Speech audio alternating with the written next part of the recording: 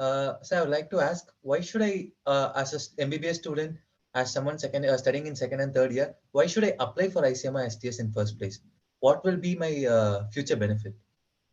Uh, yes, Venkatesh. So that's a question which we come across very commonly in the student's mind, because the way that undergraduate curriculum is, very, it is very less number of times that the students would be doing something on their own individually, where the students would be getting mentorship by a faculty member, where the student gets to talk to a faculty member one-on-one.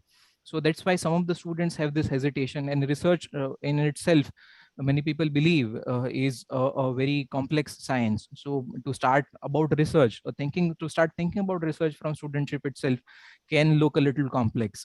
So if we can think about why anybody, or maybe starting even at the age of undergraduate age, should be thinking about research, is that let's say everyone, if I can see that when you become a doctor, complete your MBBS, there are two paths. Either you become a consumer of research, where every doctor wishes to keep updated of themselves, whatever the updates in medical sciences happens. So for that, one needs to know how do you critically evaluate the literature. So maybe in the specialty of your choice, when you look at the new articles, you need to at least be aware how do you read those articles. So everyone is a consumer of research. Some of us who are interested may become contributors to research as well. So some of us may take full-time research career, as Dr. Shiv was earlier mentioning, that someone can take a PhD and can eventually become a scientist at ICMR or other similar places where there is a scope for a full-time career in research as well. Also, for example, if you are a faculty member at a medical college or at a teaching institute, out of the different areas such as teaching, research, and the service or clinical practice, research is also an important part. So there, a part of your career or part of your time spending from 9 to 5 would be spent on research. So these are the two aspects. So even if you do not end up being in a full-time or part-time career for research, you will always be a consumer of research. uh, STS in particular gives us a chance to explore this particular research process in detail, so that we are better informed. Either we are contributor or consumer for research. Another important thing that I would like to mention is about the one-to-one mentoring. That if you take up a project, you'll be spending more time with a guide. And so, for example, if you take up a topic in the specialty of your choice, if you are interested in pediatrics or if you are interested in ENT, and you end up taking a student research project, you will be getting a chance to explore that particular specialty more in detail with the guidance of a faculty member.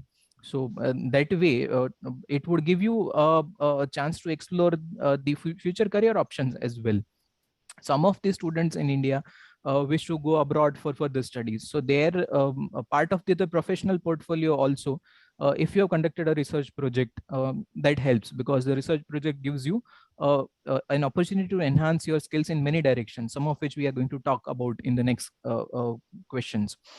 When you take up postgraduate studies, if you have an experience of undergraduate research, it would help you in your postgraduate dissertation as well.